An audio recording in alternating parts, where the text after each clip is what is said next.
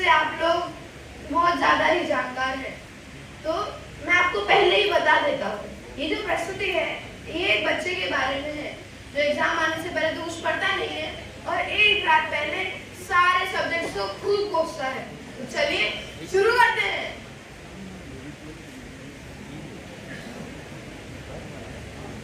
भारत का पहला स्वतंत्रता संग्राम 1857 में हुआ। भारत का पहला स्वतंत्रता संग्राम 1857 में हुआ। भारत का पहला स्वतंत्रता संग्राम 1857 में हुआ। भारत का पहला स्वतंत्रता संग्राम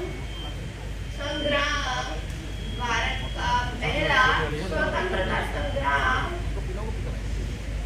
1857 में हुआ। हे भगवान अपने इस दास की इनकी तो सुन लीजिए। इस बार तो मेरे नाव को उस पार कर दीजिए। मैं नहीं डरता किसी प्रलय से, न तूफान से, न आंधी से, पर फेल होने के बाद कांपने लगी है रूह मेरी इस कष्टदायक इम्तिहान से। है आपको पता है भगवान को पाना सरल है, सफल है, आसान है, पर एक सब्जेक्ट, एक विषय इतिहास, उसे याद करना असंभव है।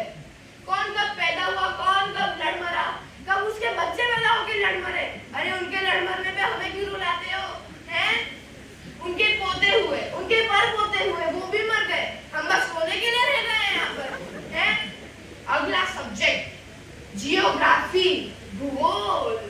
हैं? हमसे पूछते हैं धरती गोल क्यों है? अरे हमें क्या पता, हम दूरबीन लेके बैठे हैं। मैं एग्जाम में बैठा था, यही क्वेश्चन आया कि धरती गोल क्यों है। कुछ आंसर तो करना था, ये तो लिख नहीं सकते, दूरबीन नहीं है हमारे पास। मैंने लिख दिया मास्टर जी रोटी गोल, पराठा गोल, लड्डू गोल, मूवी गोल, इसलिए हमारी धरती भी गोल गोल। मास्टर जी ने नीचे लिख दिया वाह बेटा अब तुम्हारे नंबर भी गोल गोल। हद है, फेल कर दिया था किसी बात पे। अरे हम इतिहास की बात बताए थे ना। अरे कितना भुलक्कड़ हूँ, एग्जाम में आंसर भूल जाता हूँ, यहाँ पे बातें भूल जाता हूँ। आपको एक बात बताता हूँ, एग्जाम पास करने के लिए शीट बनाई थी मैंने, ले लिया था एग्जाम हॉल, मस्त बैठ के लिख रहा था। पानीपत का पहला युद्ध सन में हुआ, पानीपत का दूसरा युद्ध सन में हुआ, पानीपत का तीसरा युद्ध सन में हुआ। टीचर बोलता चीटिंग करो, पट पट तीन मारे। अब मैं उन्हें कैसे समझाऊं कि चीटिंग नहीं है, ये तो एक आपातकालीन दुविधाग्रस्त छात्र की सुविधा का अर्थ था। है आप खुद बोलो। अब उस साल तो फेल कर दिया, वो कहते कि वाह बेटा इन सब में महान तो तुम पहले ही हो। बताओ, आप लोगों को एक बात बताऊं, अंग्रेज चले गए, अंग्रेजी छोड़ गए, फंसेगा कौन? मुझ जैसा मासूम छात्र। हर शब्द की स्पेलिंग सताती है मुझे। रात में सोने से पहले शेक्सपियर दिख जाते हैं मुझे। हद है। गणित के अतिरिक्त और मुझे कुछ भाता नहीं, गणित के अतिरिक्त और मुझे कुछ भाता नहीं। सच बताओ मुझे तो गुणा भाग करना तक आता नहीं। कैलकुलेटर चाहिए होता है, वो भी महंगा है, कौन खरीदे बताओ। एग्जाम पास करने के लिए मैंने एक तरकीब निकाली। गया एग्जाम हॉल में, लगा दी 50 रुपए की चिट और लिखा चल मेरी कॉपी मास्टर जी के पास, नंबर लाना पूरे 50। मास्टर जी ने लिख के भेजा चल मेरी कॉपी चेले के पास, 0 के ऊपर भी मत रखियो। फेल कर दिया मेरे को दूसरी बार। अब मैं उन्हें कैसे बताऊं कि वो जो उन्होंने 50 रुपए लिए थे वो मेरे पैटिस के थे, वो ना पैटिस खा पाया ना पास हो पाया, कितना पतला हो गया हूं मैं। है? अगली बार एक महान सब्जेक्ट विज्ञान, कितनी सारी चीजें होती है विज्ञान में, फिजिक्स, केमिस्ट्री, बायो, कोई कैसे याद करे।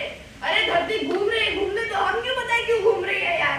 इतने साल से हमने थोड़ी ना पूछा कि हमें खाना ज्यादा क्यों नहीं मिलता है। वो बात पता लगे थोड़े से हम लोग पतले हैं, पतले तो हैं, हाँ थोड़े से पतले हैं, क्या करें। हमने पूछा जो तुम पूछते हो हर बात पे हमसे चीजें हैं। अगली बार संस्कृत, भगवान का बहुत ही प्यारा सब्जेक्ट, हमारे पुरखों का सब्जेक्ट है संस्कृत, आपको पता है। पर कितने धातु, कितने रूप, कोई कैसे याद करे। बालक को बालक भी लिखा जा सकता है, पर नहीं बालका बालको बालका बालकम बालकन की। अरे क्यों यार, बालक थक गया उधर बैठे बैठे, कोई बुला ही नहीं रहा है अभी तक उसे। पर एग्जाम